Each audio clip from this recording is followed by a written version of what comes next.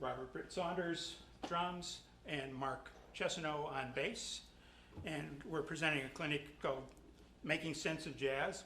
There are a lot of you out there, I'm sure, who find, have heard some jazz, find it interesting, you're listening to something and you say, oh yeah, that's a really nice tune, it feels good, they play a nice melody, and then all of a sudden the melody goes away and everybody starts going for like 10 minutes, and you're wondering what's going on, and then the melody comes back again. So we want to talk a little bit about how that works, how we put things together, how we interact with each other. And we're going to start by playing a tune for you. And this is one from Duke Ellington's band. I'll tell you a little bit more about the piece later. But it's called Take the A Train. Band intro. 4, 2, 1, 2, 3.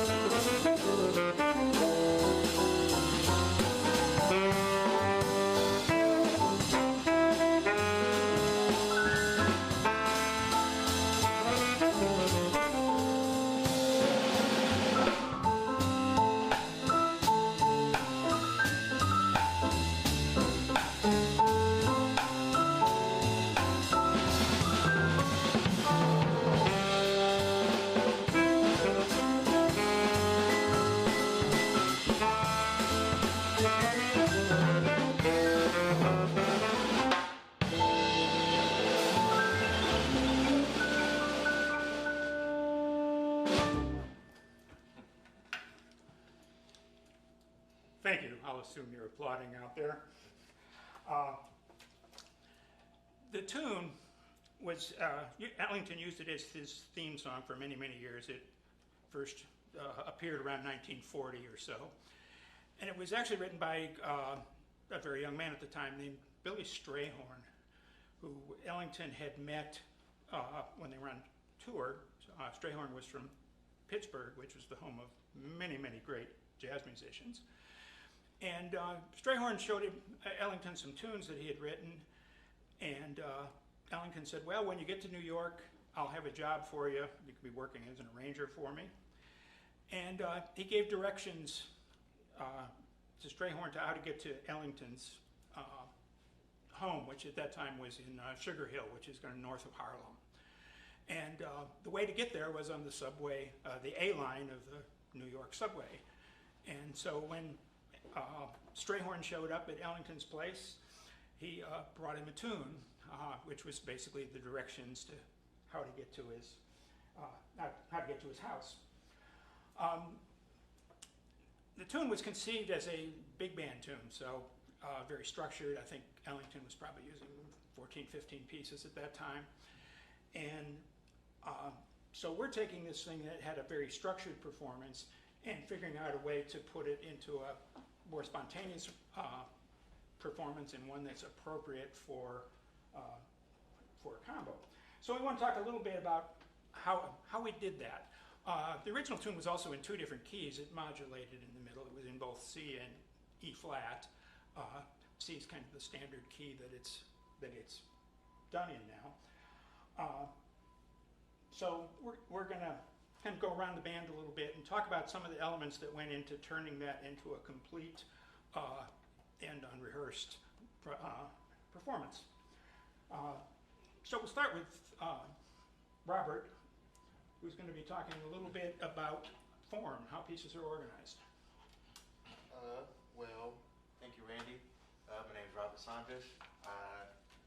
This piece is structured, really you could say, in two parts. It's an A and a B. Now how those line up is what makes the tune.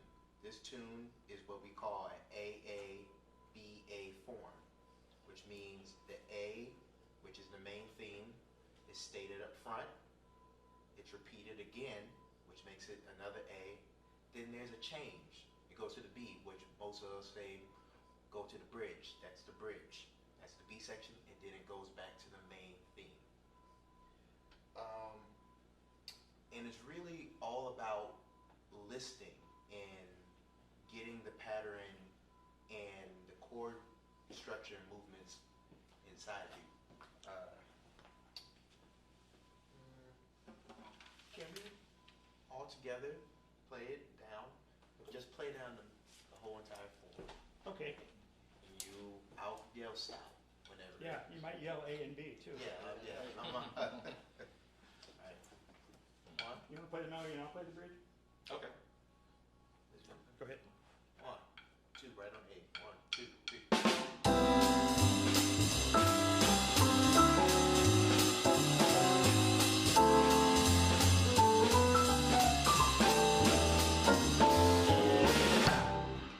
So that right there in itself is the main theme. That is the first A. So then what Duke did is, what Billy and Duke did, is they repeated the A. One more time. Okay. 1, 2, 1, 2.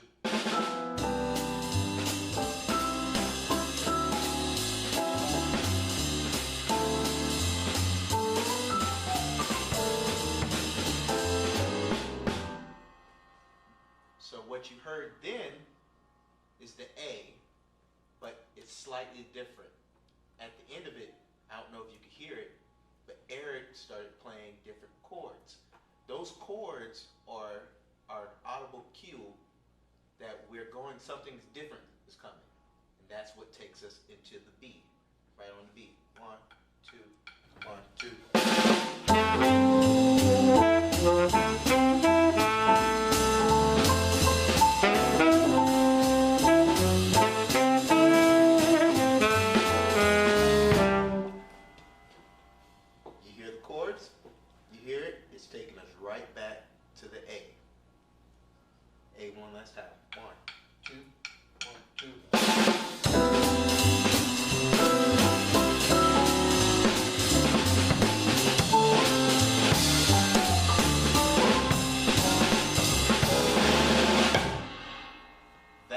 length of the whole song.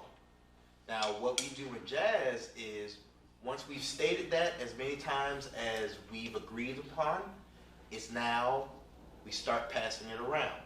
Over that form never changes, but now you start to speak what's on your mind over it.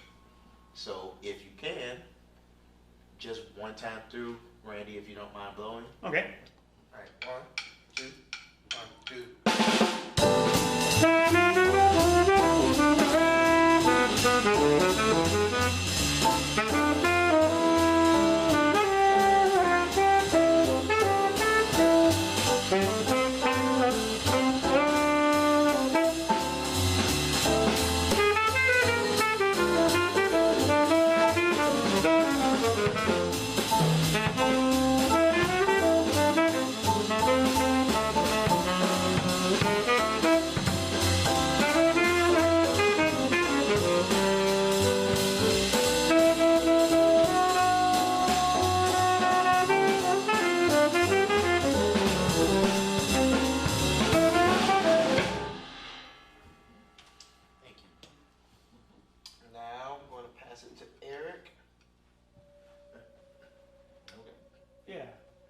So we want to talk a little bit about the basic responsibilities of these guys in the rhythm section. Of course, at various times we all take solos, but I get the easy part because that's basically all I do, play the melody, play the solos. But their role changes a lot. So start with Eric talking a little bit about his basic responsibilities as a piano player in this kind of format. Yeah, sure, Randy. I'll be glad to. So, as a piano player, my job is basically to provide harmonic support. In other words, I'm playing chords underneath the melody. So, usually Randy would have the melody, and then I would have the harmony to go under the melody, almost put a painting, add color to it. But sometimes that'll change. In instance, when we did it the first time, Randy provided the melody, I provided the harmony, and then when we get to the bridge, as Robert stated, I took the lead in that I provided the melody, and also I had to provide the harmony. So the double duty. And then back to doing the harmony, and then back in the A section when it's reinstated, somewhat different from the first A, and played the harmonic support in terms of it. So it kind of goes back and forth in terms of it. But my main job as a piano player is to provide harmonic support to make sure I'm playing the correct harmonies to go along with the melody, as well as the solos as well, too, reacting, also instigating maybe some musical ideas, as well as reacting to some of the ideas that the soloist is throwing out to me and to us as a whole, as a backing trio. A little bit of call and response going on in that regards. Yeah. So you don't play the same thing every chorus, every time we go through the form. What are some of the ways you sort of make decisions about when you should play, what you should play, how much you should play when you're accompanying somebody? Yeah, that's a great question, because a lot of times, we're not looking at sheet music, but we understand. I mean, we know this song by heart, played many times. So if we was looking at the music, we have a structure, harmonic structure, what we should play, what are the chords and all of that. But if I were to just play the same exact thing, the same exact way, then the musicality goes out the door. It'll sound monotonous. It'll be boring, basically. So to keep things interesting is to find different ways of different approaches to playing the harmony. That means I may play the voicing, how I play a chord, like a C major chord, for instance. I may play that differently the second time if I play it again. And also, I think what's really going on, I like to explain to people that, what we're having is a musical conversation, so to speak.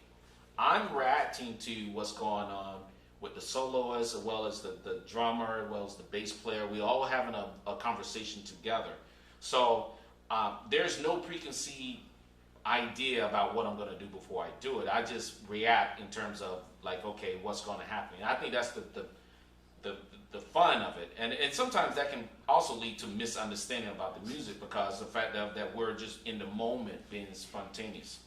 But it's also, we're not only being spontaneous, we have a strict structure in a lot of ways because we know that we're going to play it in a particular key and we're going to play it, you know, with a particular style and all of that. But also it kind of leads way to a lot of spontaneity. So a lot of reaction going on. Yeah, it depends a great deal on who you're playing with, and I'm in general a fairly laid-back player. I would, could easily spend a whole evening playing mid-tempo bossa novas, and if he goes full throttle on me, we're not going to have a really good experience, and I won't hire him next time. So we're making adjustments all the time as we go. We also come from different sets of experiences. I've got 40 years on Robert here. And, we've listened to different people, had different influences, and we tend to respond to things in different ways. He tends to be a much more aggressive or energetic player than I am, which is actually one of the reasons I like to work with him, because I need to be... I can get complacent, and he keeps me working.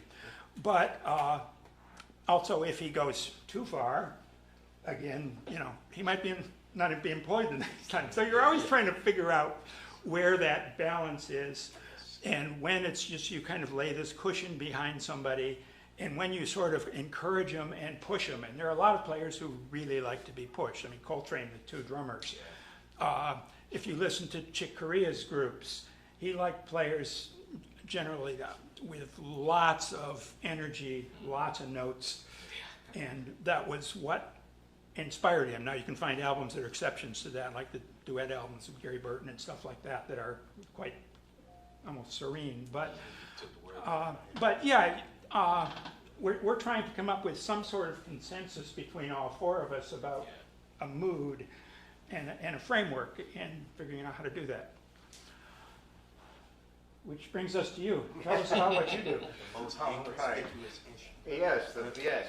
Okay, so this is a bass. I think most of you know that. My job is basically to play the low notes, but it goes a little deeper than just playing the low notes in the band. I'm actually providing the lower notes in the band harmonically, but I'm also the bridge between the piano and the drums for the rhythm.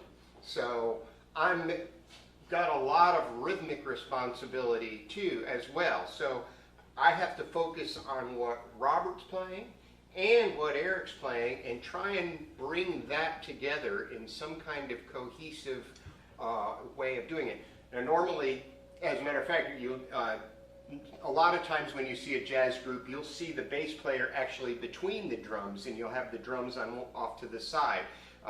That's not uncommon, and that's because of the way that the way the bass functions is we're literally bridging between the rhythm and the harmony. So let's do a little experiment here. First, I want Eric and Robert to play through just the A section without me. And I want you to hear what it sounds like with just the two of them. And don't play in bass line with your left hand. Okay. Just play regular, like you would play if I were playing, so you can hear. Okay. 1, 2, 1, 2, 3.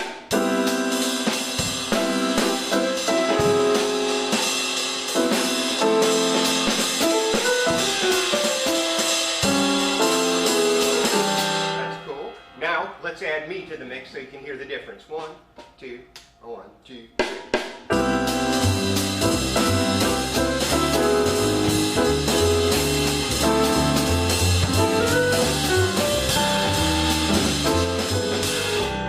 Very good. So you can see that it fills it up a little bit. It builds, it takes up one more part of space, musical space that's in the spectrum. So. Could we do that once without Robert? Yeah, so just me and Eric. Okay, same thing. 1, 2, 1, 2, 3. It's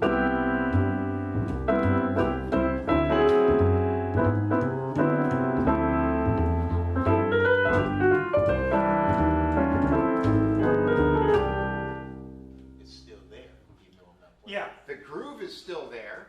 It's still happening. The harmony is still there and everything.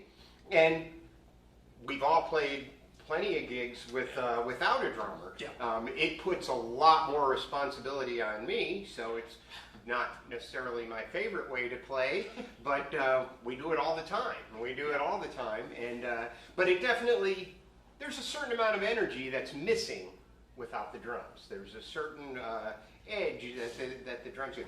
Now, one thing I will add too, I want to talk about briefly going on, is the style we were just playing in. Okay, so this tune is in 4/4 time, which means which most music is in the Western world. So, but we were playing it with two basic different styles. So we played the A section, when what you were hearing was, we call it in 2, because I was basically playing like 2 beats to bar, so alternating. So let's play just that again, and we'll do it in 2. 1, 2, 1, 2, 3.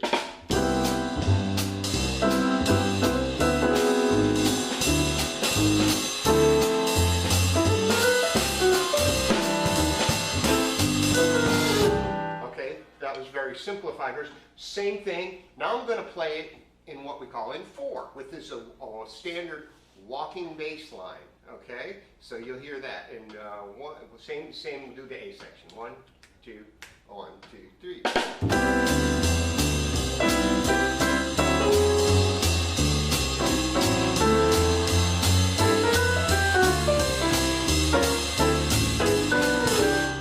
Okay, so you hear the difference. Now, what you'll hear periodically throughout the tune is, and we may or may not have a plan, but we will change between the 2 beat and the 4 beat. It provides some level of interest to it. It's a way of adding energy and excitement to the music. Maybe start simple in a 2 beat, alternate to the 4 in the bridge is fairly common. Anyway, but it's that being able to change from a 2 beat to a 4 beat changes the level of dynamics within the piece, just to make it more interesting. It's something for you to listen for when you're hearing it. Listen to the rhythm section. We change, and we just kind of listen to each other, and we kind of feel when someone wants to go to a 4 beat, or even something in the middle between a 2 beat and a 4 beat. So it's not necessarily something that's planned out, but it's something that we just kind of do to add spontaneity to the group. you were talking about that hybrid Yes. style, and you were doing something like that when we were doing our examples Okay. earlier, where he's mixing up the 2 to the bar and the 4 to the bar. So why do you do that? Well, once again, it's just one of those things to add another layer of maybe complexity. It's something to build upon, so it keeps it, so it's just like, it's not really much different than either playing softly and loudly. It's just what you do to add expression and interest to the music. So another way to do it is to build. We can keep it really simple and or make it really complex. We could, there's all kinds of layers of complexity that we could even go into. So, but the most basic are the 2 and the 4. But there are as many other layers that we could add to it without going too in depth. Yeah. So Robert, if you could talk about what your responsibilities are, and maybe at some point you might also talk about if you respond differently, whether he's in 2 or in 4 or that kind of thing. Well, as he said, I'm one end of the spectrum. I'm rhythm. What I'm doing is adding rhythm and excitement and syncopation underneath, while still laying a foundation underneath the band, a solid foundation for everybody to apply on top of. But more so than rhythm, my job in this kind of setting is dynamics. I can almost have full veto on where the band is going to go from my Yes, seat. you can. I can have full veto. If you go into a jazz gig, you've seen somebody coming in full throttle, even though that's probably what was called for, but everybody has to respond to that and get on top of that. So that's the job of the drummer in a jazz combo setting, is rhythm, but also dynamics. So dynamically, at the start of a tune, especially this tune, it's an easygoing tune. You don't want to come in on this tune, 1, 2, 3. You don't want to come in on this tune like that. You want to ease into it. You want to, wherever your leader sets it off the tempo, where Randy set it off, 1, 2, 1, 2, 1, 2, 1, 2.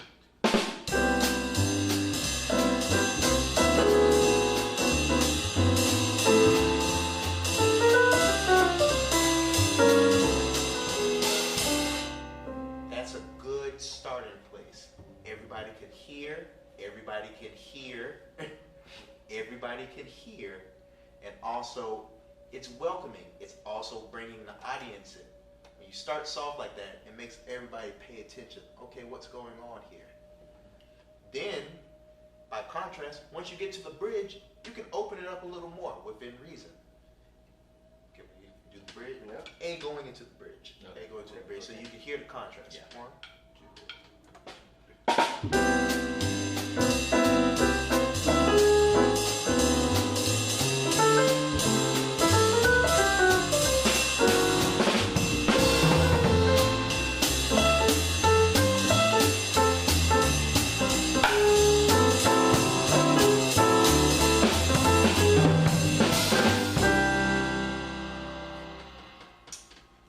Here, it's very slight, but those slight nuances make the world of difference here on stage and within the tune and giving the tune life. Now, also to piggyback on what Marc was saying about the 2 versus 4, rhythmically, I can follow him playing the 2 if I wanted to. Just me and you, Yep. just the A, just on 2, 1, 2, 1, 2, 3.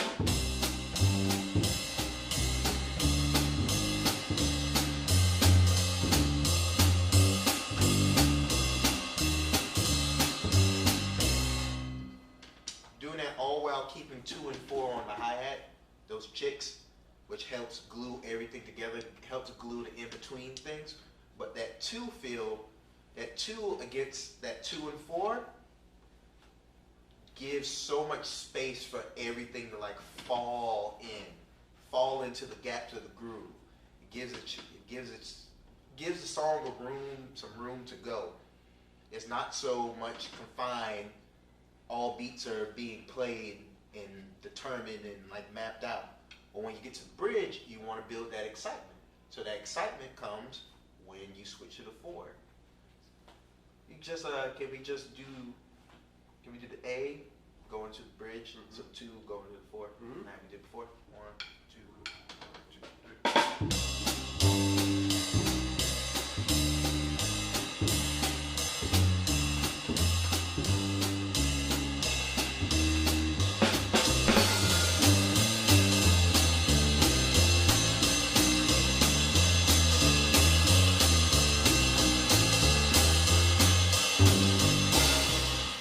Now also, when I'm switching to the 4,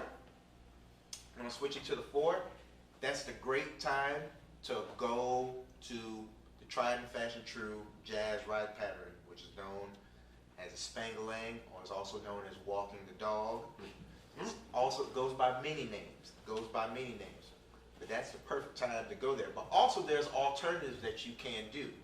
Say you've been playing the ride, but you want to vary it up when you go into the bridge.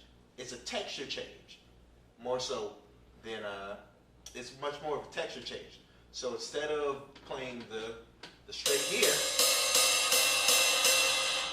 you can switch it to either this cymbal, smaller cymbal, which is a pitch change, texture change,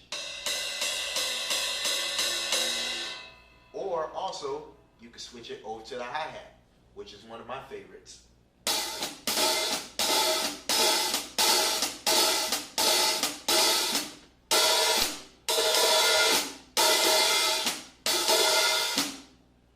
So those are many different things that you can work on by yourself. You know, finding certain things, especially when you're playing with other musicians. You can almost tell when they like a certain thing, and when they don't, you'll find out. But but that's really the basic rule of the drummer in a jazz combo. Yeah. Very nice. I know she didn't mention brushes. I was going to say that's a completely different texture, and that's a world of technique in practice that Yeah. we had time to cover. And as a soft mid-tempo player, Yeah. I love brushes. And I know when he works with me, I'm sure he's sitting there thinking, oh, I got to get those brushes out. No. Notice with the kinds of things he's been talking about and changing up styles within the same basic groove, he helps to explain the form to the audience as we're going along, because most of the changes that he will make will be in the context of those different sections within the form. So it's not something that most people are consciously picking up on, but he'll lead us into the B section or the bridge, or lead us back into the other part. And a lot of places where we have the seams, he will be doing things of particular interest, and so they help us to understand what's going on. I mean, one of the things that's different about jazz is because so much of it is based on improvisation, we're sort of taking the familiar part and throwing it out and building new solos on the unfamiliar part. So anything that we can do to sort of lead people into that and to sort of quietly explain it to them as we're going along is likely to make it more successful. Improvisation, this is not a clinic on improvisation, but I just want to say a few words about it. In a literal sense, we're playing something that we've never played before because we've never played it exactly like this. But it's really kind of the same sense as if it was beginning of school year and you went into class and the teacher said, okay, sit down and give me 200 words on how I spent my summer vacation, or stand up in front of the class and give a couple minutes on how you spent your summer vacation. So you would talk about it. It's something nobody's heard before, but you're using familiar grammar. It may be grammar particular to your group or to your age or whatever. If you walk into the next class and the teacher says the same thing, you may have some of the same information. There may be a couple sentences that you thought were particularly hilarious that you do identically, but a lot of other things that you'll be doing differently. But it's both new and familiar at the same time. It's a language that people understand. And most of what we're doing is like that. There are some people out there who are really trying to create new languages. Go out and listen to Cecil Taylor sometime. Take you some very, very different places.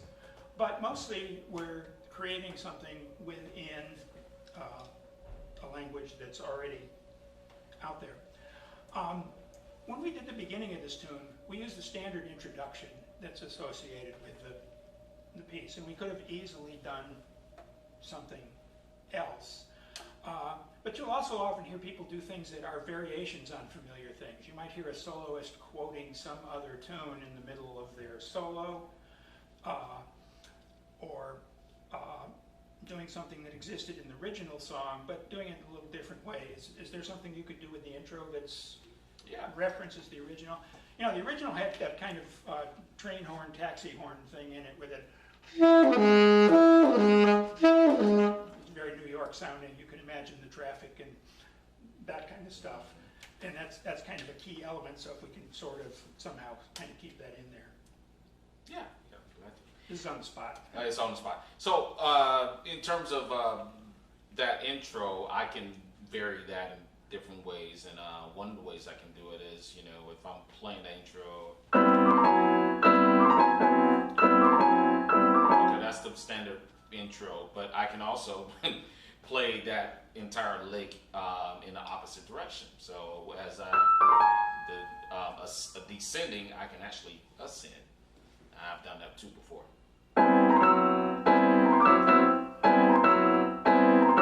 Doesn't sound as good as the original, but actually I can actually add that. Building something. Now, in a true democracy, we need irritants. Are you going to be the irritant? I am. Yeah. And I'm not saying I'm going to play like him, but when I was 14, one of my heroes was Eric Dolphy. And he came from Charlie Parker's influence, but it was from another planet. So I'm not going to hold myself down on the farm, so to speak. I'm going to show that protest spirit almost that can be in jazz.